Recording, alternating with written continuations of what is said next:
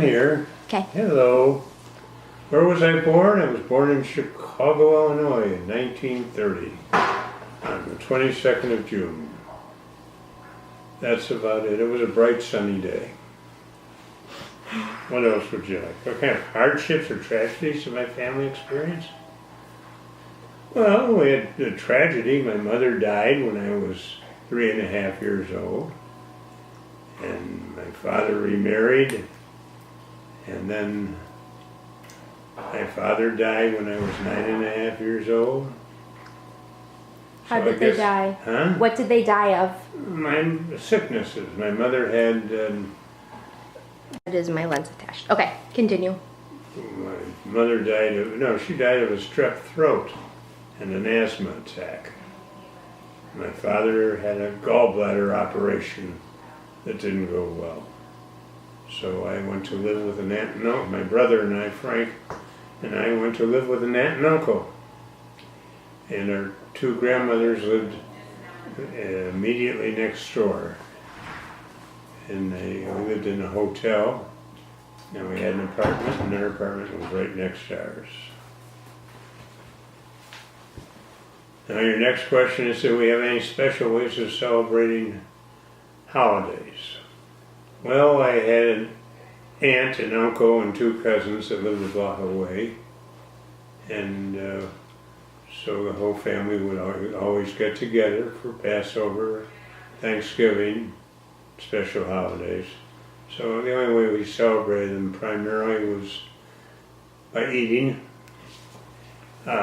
We did celebrate Christmas. We used to have a Christmas tree when I was young. We used to hang up our stockings, just like any good Gentile family. And we would get gifts from Santa Claus. So, but that soon died out after we were 10, 11 years old. Did you do it to fit in with the rest of the world? Did I do it with the rest Did of the you do it to, like, did you guys have a Christmas tree because everybody else had Christmas trees? Because in those days, Jews were more assimilated, or trying to assimilate. Did you celebrate Hanukkah too? Yes, we had Hanukkah, but it wasn't like it is when you got a present every night. I don't think we got that. But you lit the I candles. really don't remember getting many presents at Hanukkah, but we got presents at Christmas. Okay. All right. You want some memories of my grandparents? Mm-hmm. Well, I didn't know my maternal grandfather. He died before I was born. And but I knew my paternal grandfather, and I lived, after my mother died, my father, my brother, and I moved in and lived with my grandmother and grandfather and my Aunt Blanche. And we lived with them for about 2 or 3 years until my father remarried.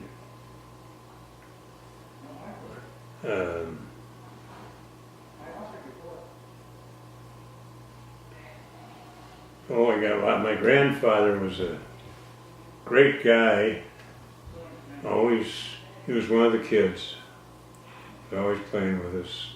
Had some bad accidents. One time, 4th of July, he threw a firecracker and it fizzed and nothing happened, so he picked it up and put it in his pocket and it went off. Oh my gosh. He got badly burned.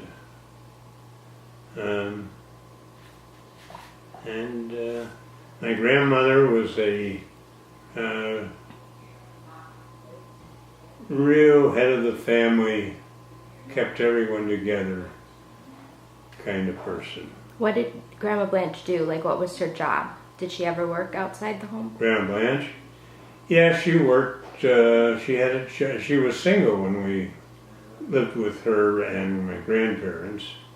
So she had a job and they helped support each other. And it used to embarrass her because she worked for Kotex. Oh. And she used to hate to say it, but she was a office person for Kotex down in the Palm Olive building in Chicago. And after my father died and my brother and I moved in with them, after about 6 months she quit working and became a stay-at-home mother. When and how did I decide to marry? Well, I guess we got married in 1953. I was out of school a year. We got married, I'm sure you know, 2 days after your grandmother graduated from college. What did you major in college? I majored in theater and economics, business. So I had two majors. I majored in theater because it was nice and easy and fun. But then I decided I better learn something, so I went into business. Interesting. When and how did you decide to get married? Well, I don't know. We were just dating, and one thing led to another. Your grandmother was 8 months pregnant. And we no. No. Okay. And we got married. What was your wedding like? We had a very nice wedding. We had it. The temple had just built a new sanctuary. Your mother was very proud that we were supposed to be the first one married there, because somebody I knew jumped in ahead of us. And they got married a couple of days before we did. Our wedding was very nice. It was a wedding at the temple, and then we went down to the hotel and had dinner. In Chicago or Ohio? In Dayton, Ohio. And that was what was originally the most difficult for you about being married? Well, I don't think it was ever difficult. I mean, when you have two people living together like that, they occasionally have arguments. And after your grandmother would hit me a few times, I would see things our way. And we would do it her way. But we really didn't have it wasn't difficult. I didn't make as much money in those days as I wanted to. So that was the hardest part. But it wasn't that bad either. Did the Depression affect your family the way it affected Grandma's family? How did it affect Grandma's? She said that their house got foreclosed on because they couldn't. Oh no, that was the Depression. Yeah, that's what I said. No, we never had those kind of financial difficulties. No, her family had some hard time during the Depression. Mine did not. Did you lived on the Gold Coast in Chicago, or you were by University of Chicago? Huh? You lived by University of Chicago, right? I lived in Hyde Park, yeah, at the University of Chicago, which was a fabulous neighborhood to grow up in. Intellectually, and it was just a great place to grow up. And we were blocked from the Museum of Science and Industry, and 3 blocks from Lake Michigan. Wow. And we frequented both of them. And the parks in Chicago were great in those days. I guess they still are. And did you go sailing on Lake Michigan? No, didn't go sailing in those days. Okay. When did you start sailing? Hmm? When did you start going sailing? Oh, not till... Oh, I would guess 1970. No, later than that. About 70, 72, 71. Okay. We bought a little sailboat, and it was great. We loved it. Where did you go sailing? What lakes? Lake Michigan. You did in Lake. Okay. But Alan had gone sailing on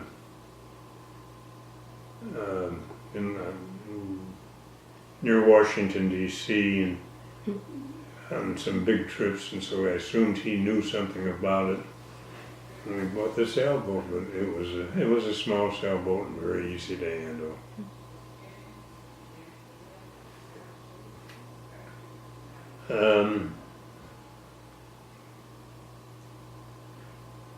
One of some of the things I enjoyed as a kid, I went to a very fine acting school. very well known. The school placed most of the child actors in the theaters in Chicago and on radio. I used to do some radio work. I used to have auditions on Friday nights, and we would go down there and audition to get on a program on Saturday. And that was one of my favorite things to do.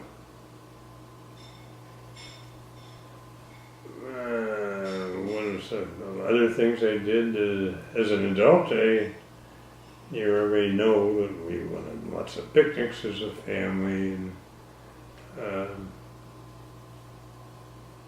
of course our summer vacations in Wisconsin and all were wonderful. What are some of my talents? I'm very smart. I discovered that by doing crossword puzzles. And how my talents affected my life? I ain't got no talent. Well, you said you were in theater. Huh? You didn't have talent in the theater for acting? Yeah, I didn't like acting as well as I liked directing. And when I went to college, I really majored in directing. And I really felt I was very good at it. But I also recognized the fact that the competition is impossible. And being very good at it is one thing, being the best is something else. And only the best get anywhere. So I decided very early on that I was not going to do any of that.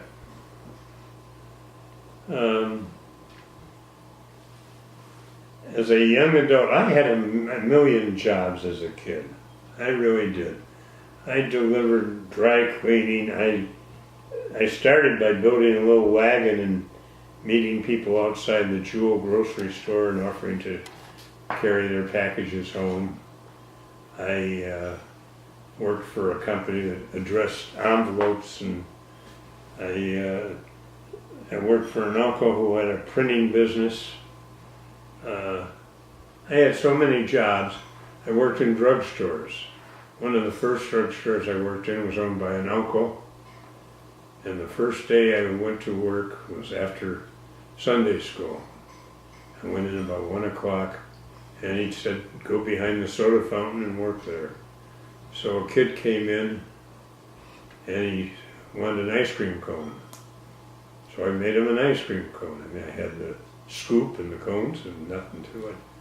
The kid left, and my uncle came out roaring mad. He says, you know you gave that kid a gallon of ice cream, you squeezed it all into that cone.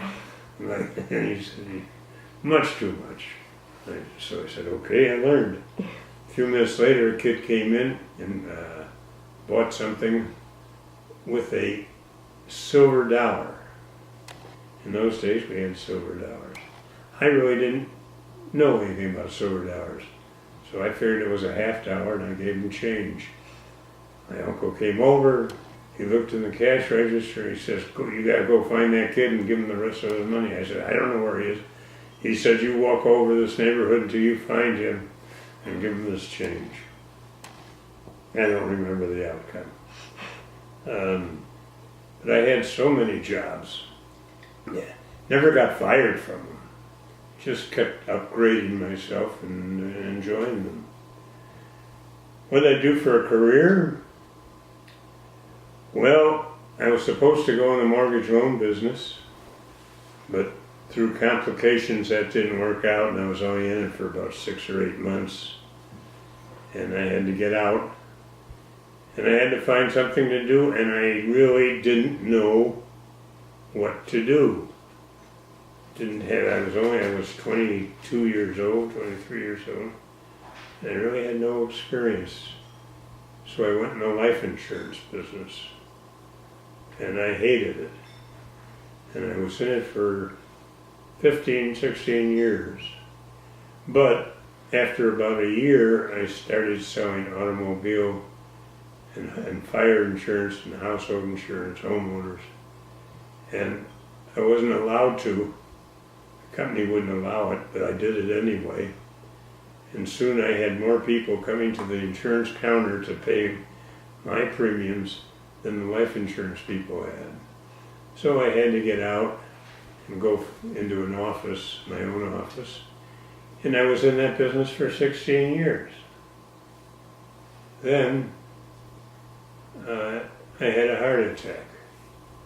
And my brother was very concerned, and my brother was very busy in the special alloy business, scrap business. And he kept insisting I come work with him because he couldn't handle it himself. He had too much business and he couldn't trust anybody the way he could trust me. So I went to Chicago and went to work there for him. But we had a problem. So not between us, but there was a problem. And so after, I think 9 months, I had to leave, and I had to find something else to do. And I looked around for weeks. The only time I was really unemployed where it was important. And it lasted, I don't know, a month, 2 months. And I saw a blind ad in the paper about the printing business. And I called. And I'll never forget, I called this guy, it was a Sunday night. And I talked to him for about 45 minutes. And I hung up and I went in and I told your grandmother we're going in the printing business. So we did. We opened the Sir Speedy franchise. And I'll tell you the truth, I went to they had a school that you went to before you opened in California, and I went to the school and I went into a panic. I said, there's no way I'm going to make a living with this business because the prices are so cheap and it's just impossible to make a living. And I got very friendly with the instructor, the guy who ran the school, and I told him this.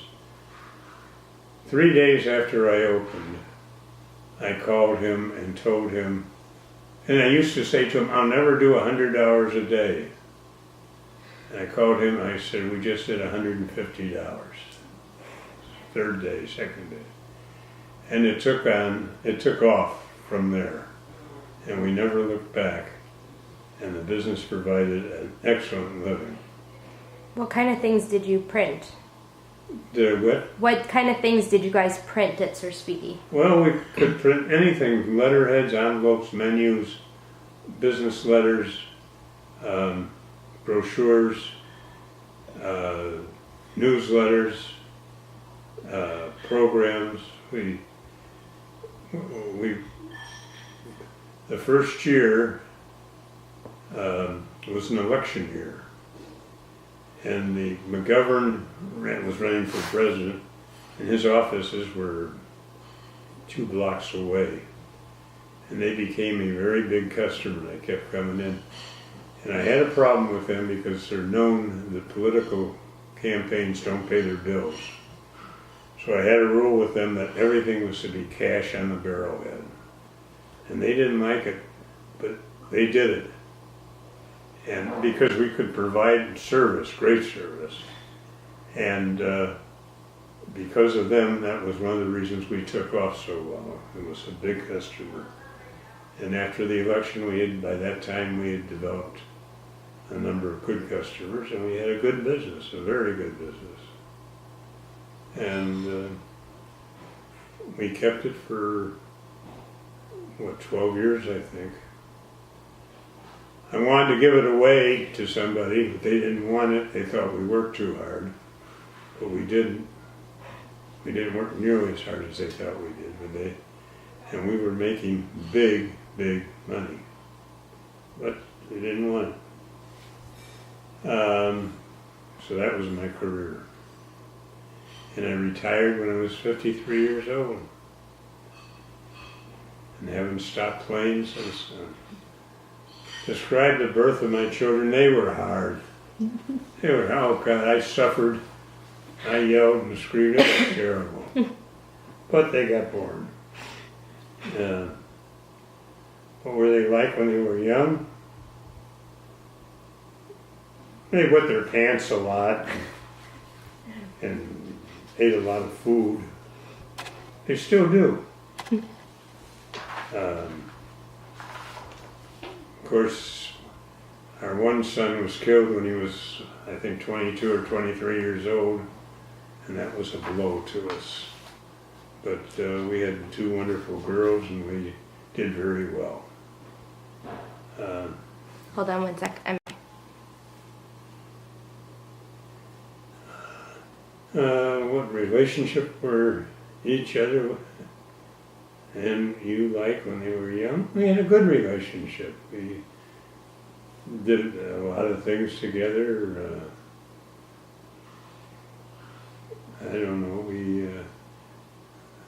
Our son played football. He was the smallest kid on the field. And we would go watch him get banged around. It was terrible. The girls, Susie was prone to accidents, and I kept telling her she's all right, and she wasn't. And what family traditions do we try to establish? Being together. I always felt we had a good family relationship. What are 5 significant events? Explain the effect. Well, the significant events were the death of my mother, and the death of my father, the death of our son. When I was 3 days after I graduated from high school, I went to Indiana with a couple of fellows just for a weekend, and we went horseback riding. And the cinch on my horse broke, and the saddle started falling off. And I saw a big rock coming right from my head, so I pushed off the horse and I tightened my body, and when I did, I broke a vertebrae in my back. And so I went to the doctor, and he said, yeah, every time I sneezed, it was pollen season, every time I sneezed, I'd fall over. So we went to the doctor, and he says, yeah, you got a broken vertebrae, we're going to have to put you in a cast. So a couple of days later, I went down to the hospital, and they put me into a cast from my neck to my groin, a whole body cast. And this was around the 25th of June, and it was hot. So I got a lot of sympathy from Blanche and Sam. They said, well, we're going on vacation. We'll see you in 3 weeks. Goodbye. So I was left alone with my grandmother. My 2 grandmothers lived together, or maybe I did say that. So it was a hot summer in that cast. And they took it off finally late July, early August, and put me in just a brace. And that's when I went to school. I went away to school. And my roommate was from Chicago, and he had a Crosby car, which was just a little car. And he said, we will drive to school. I said, fine. So he came with his car, and we loaded it up, and it took up most of the space. And then I tried to get in, and every time I bent over to get in that car, I would snap the steel brace in my back. And must have happened about 5 times. I had that brace on for 6 months, and I'd have to keep going back to Chicago to get the brace remade. Okay, what else? So those are the significant events. Life lessons that I've learned. They'll have to learn them I'm not going to pass them on. They got to learn them for themselves. Okay. You get knocked around, and you get up and start over again. What would I do? What would I change? I would change not having been an orphan, still having had a father and mother. My aunt and uncle were wonderful people, and they were fabulous. They really took care of us, but it wasn't a father and mother. And the greatest satisfaction in my life was raising my kids the way I do.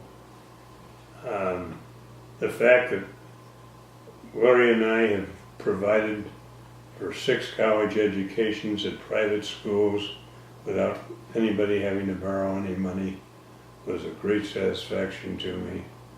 And I was always so happy that my grandchildren never had to have college loans. How has the world changed since I was young? My God. Television. I was on one of the first television programs, dramatic shows, broadcast in Chicago, studios at WK, what? WK something, I don't know. Anyway, that's when I was in this acting school. And we went down and we did the show, and my Aunt Blanche came down, and the parents would come down to watch the show in another room. This was 1941, I guess, and they had never seen television. And so they would watch it on the TV screen and watch the show. And when it was over, my aunt said to me, you know, you weren't on the screen much of the time, you were always off of it.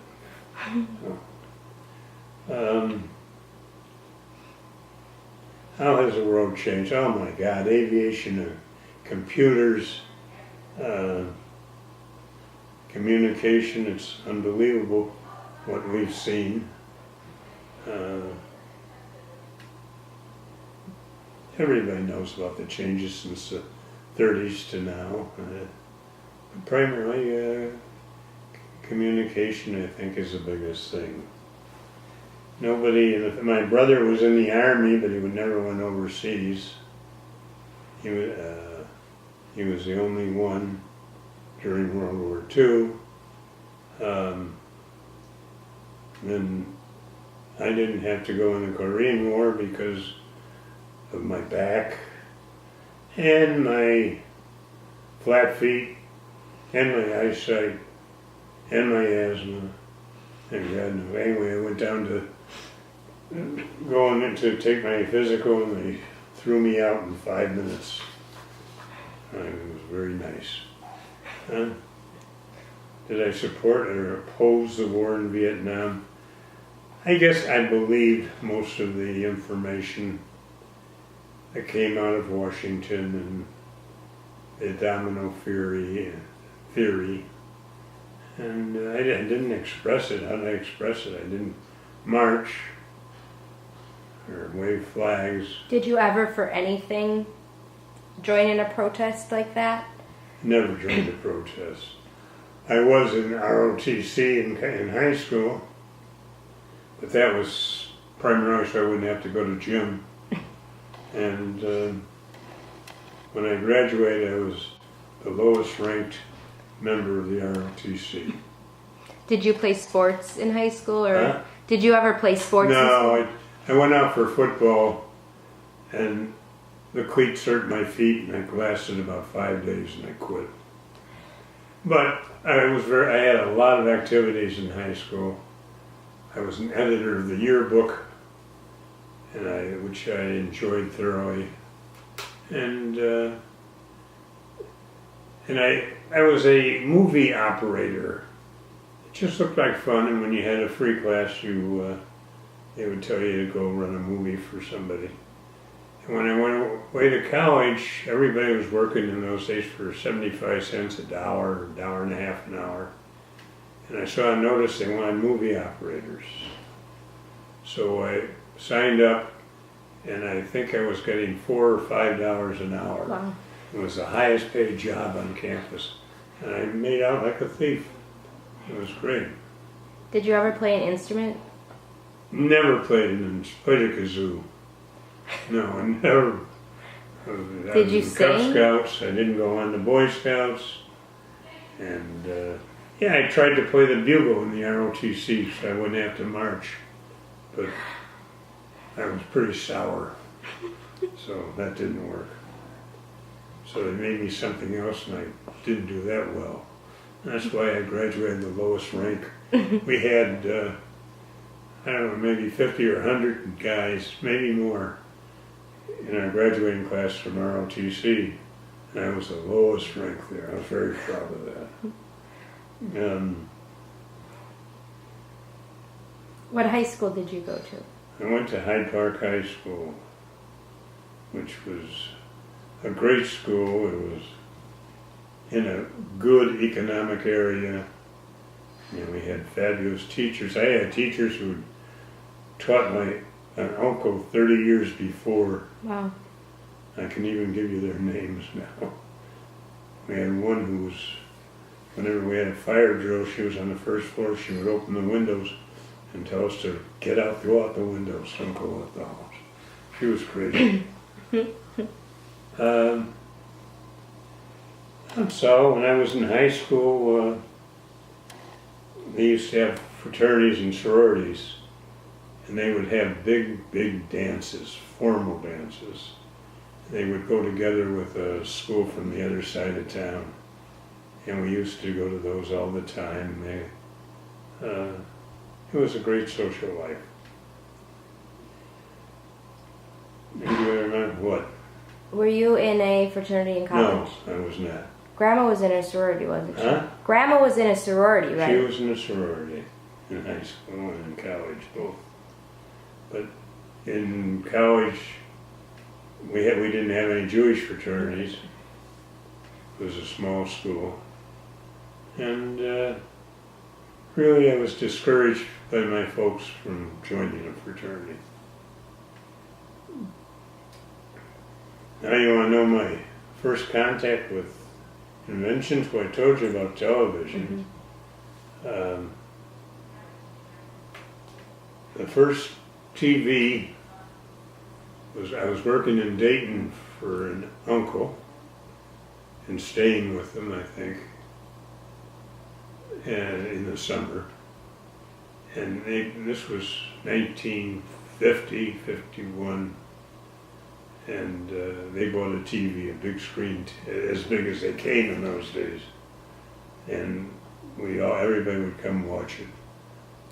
I'll never forget one time we were watching it, Gloria came over to watch, and the power went off.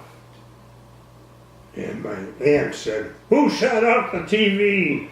And from then on it became a family joke, who shot the TV off? So they, like I say, they bought their TV in 1950 or 51. When Gloria and I got married, we bought one immediately. So I said we didn't have much money, so I said I want a couch and a TV, and that's what we got. But we got a lot more than that because I had a connection with somebody, and we were able to furnish our house through a wholesaler. And that's the story of my life. Is there anything else you want to tell me? Or tell the video? Well, no, I don't think so. I took a lot of pride in my grandchildren. And thank God we never had a serious problem with them other than a couple of health issues. But I was always very proud that they didn't get arrested too many times and didn't smoke too much grass. And that's the story of my life. Okay. Goodbye. Hold on. Tell me about smoking pot with Uncle Alan. About who? Smoking pot with Uncle Alan. Oh, you want to know that story? Yeah. We had, first of all, my aunt and uncle were swingers. They used to do they used to gamble, go to the racetrack. Well, that was what it amounted, that was all. But they enjoyed that, and they could afford it. And they had a very good friend who was a dentist. His name was Joe Hirsch. And one day, Alan came home from college, And Joe Hirsch, Grandma Blanche had come over to the house. And so Joe Hirsch came over to the house to see her. And Joe Hirsch says to Alan, let's smoke some grass. And Alan says, huh? He says, go upstairs and get me some grass and let's smoke it. And Alan hesitated and finally says, okay. And we knew he had smoked it. There was another story on that. And Alan came down with a cigarette, whatever you call it. And Grandma Blanche took a drag, and Joe Hirsch took a drag, and I took a drag. And your sister Susie was there, and she insisted that I got high, and to this day I say I did not get high. I took, I think, 1 or 2 drags on the thing.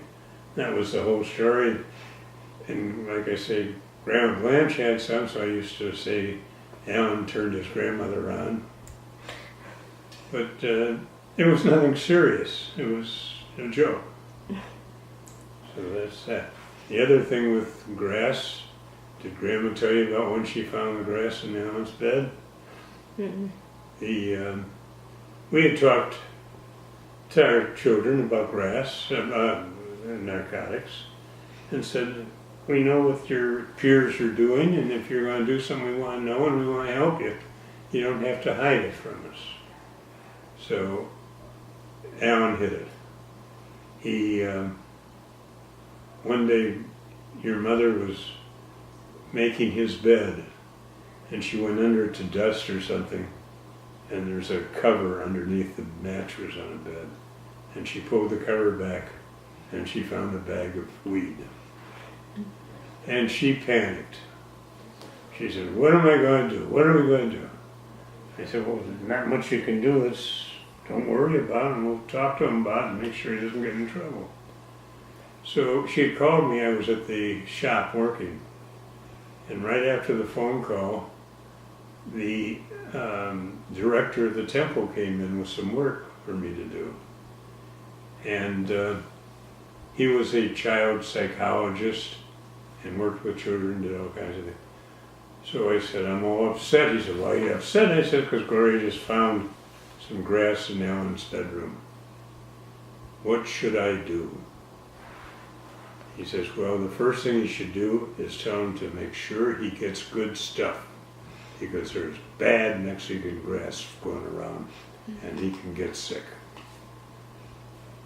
And other than that, there's nothing you can do. Went home that night and we talked to him about it, and we had an understanding. I mean, he wasn't going to go off crazy, and if he was going to smoke it with his friends on a weekend or something, you can't stop it. It's a peer problem. Mm-hmm. And he did. Then he, later on when he went away to school, according to his sister Susan, he did a lot of it. I didn't think so, but he did very well in college, he did well in undergraduate school, and he did well in law school, and the grass didn't bother him. So that's the story of that. Are there any other funny stories? Oh, not that I can think of. One of the best things was when he was at undergraduate school, and they had this dog, this runt, and the vet was going to put him to sleep, because he said he's probably got brain damage, unless somebody wants him. Is that Poco? So Alan said, I'll take him.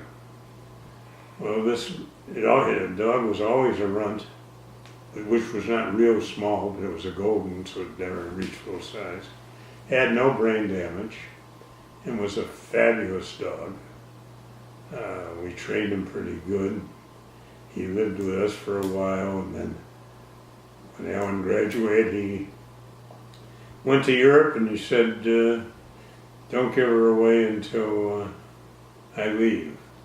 So as soon as he left, we tried to give her away, but anybody who called, Gloria would say, do you live on a farm? Do you have 10 acres? Do you have children to play with? Do you have this? Do you have... They'd say no, and then she said, then forget it. Oh, a fenced-in yard. said, forget it, you don't want this dog. So we kept him. And he used to go to work with us all the time. Customers used to love him. We had one customer who used to come in every Christmas and bring him dog cookies. And then for a while he lived with Debbie, and then he lived with the Jennings, and he finally wound up pretty much with the Jennings. And of course, they had 2 children, so it was a good fit. Other things I got, my life was full of marvelous adventures, but I can't tell you.